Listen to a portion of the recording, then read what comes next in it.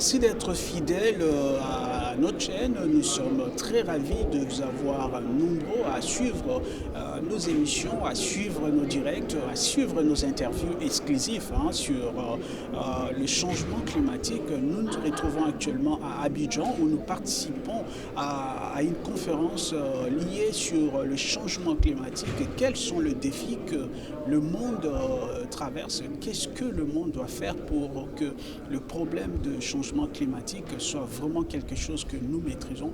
Alors nous avons des experts qui sont passés, nous avons invité des panélistes qui sont passés, qui ont expliqué un peu la situation, l'état des lieux de la situation liée au changement climatique. Vous êtes nombreux à nous suivre en ce moment et surtout nous vous demandons à rester fidèles sur BS News International, votre média online.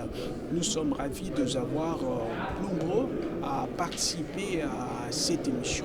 Oui, bonjour à tous. Nous sommes actuellement à Abidjan où nous participons à une conférence de presse sur le changement climatique. Avec moi, nous avons un invité qui va se présenter.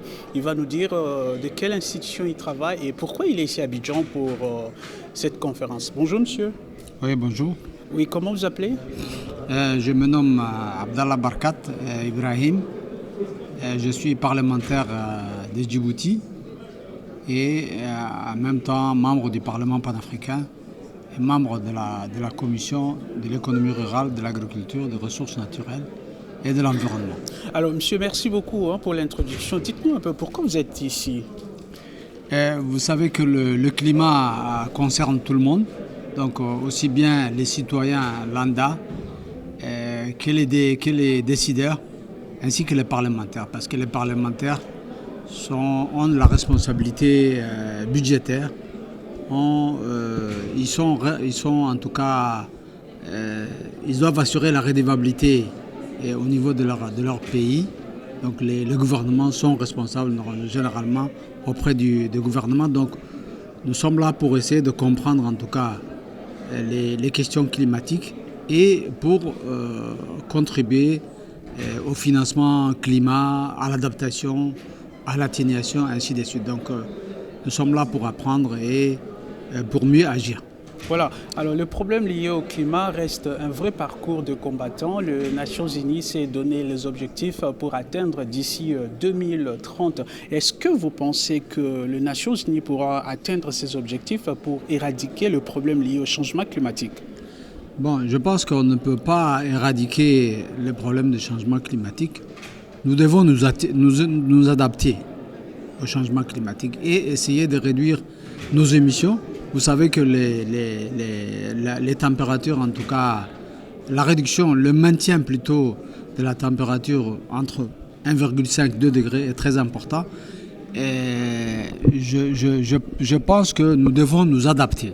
Le changement climatique est là et nous devons, au niveau mondial, ce n'est pas uniquement en Afrique, au niveau mondial, nous devons essayer de réduire l'impact climat pour que notre planète continue à être vivable.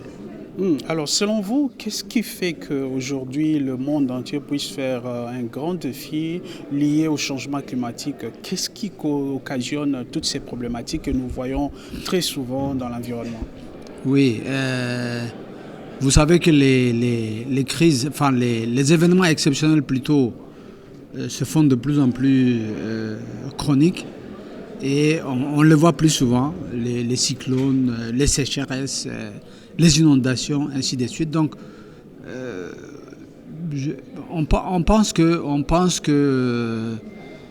pour que cette planète soit vivable, il faut que tout le monde agisse pour réduire cet impact. Maintenant, il y a des gens il y a des pays qui sont industrialisés, qui sont développés bien avant que l'Afrique et qui sont responsables des émissions de gaz à effet de serre, de la pollution.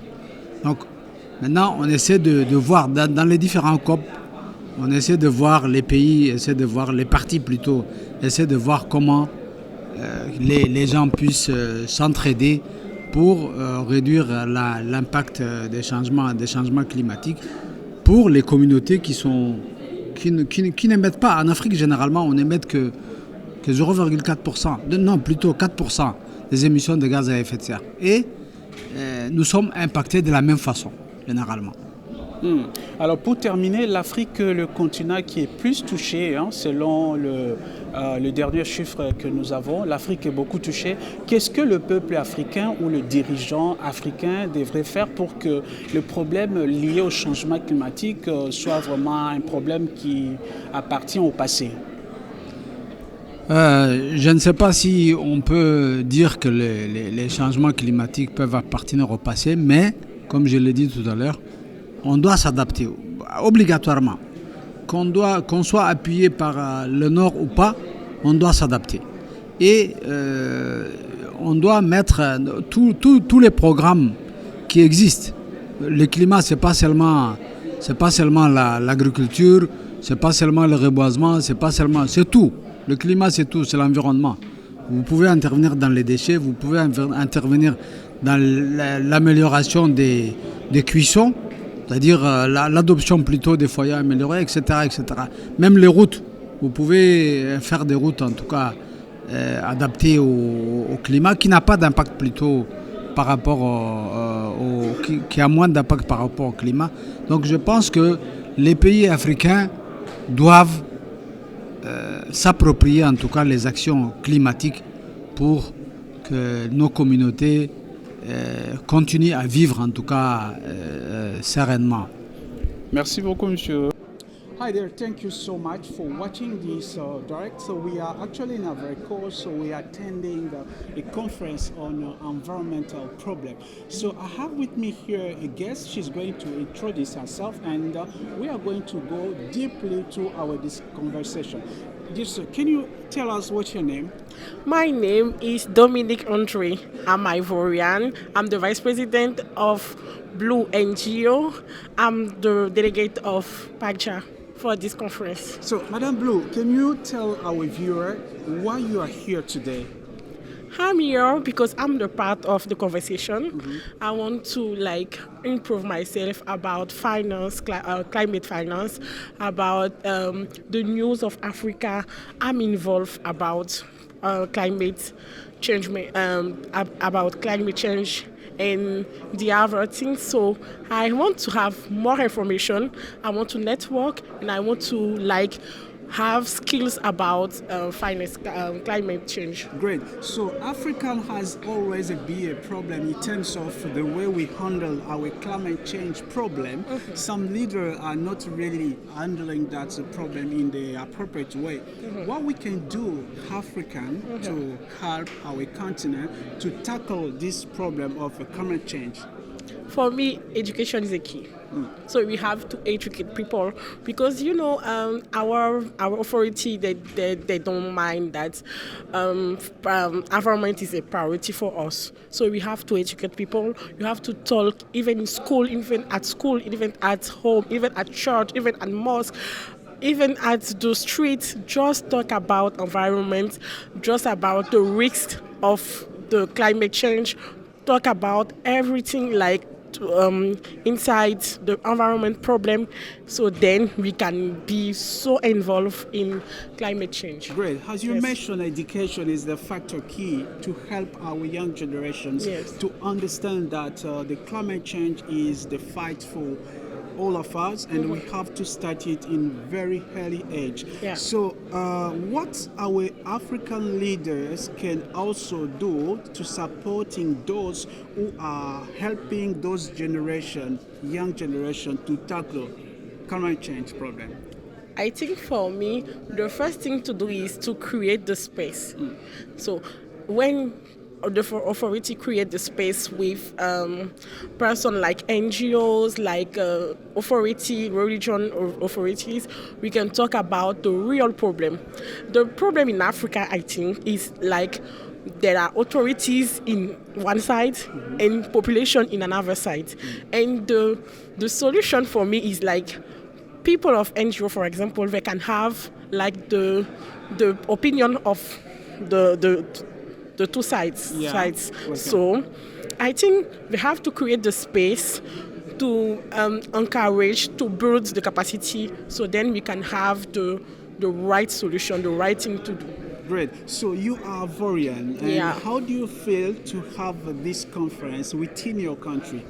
I think today I'm surprised to be the guest and to welcome everybody. You know, we Ivorian people, we like to welcome people.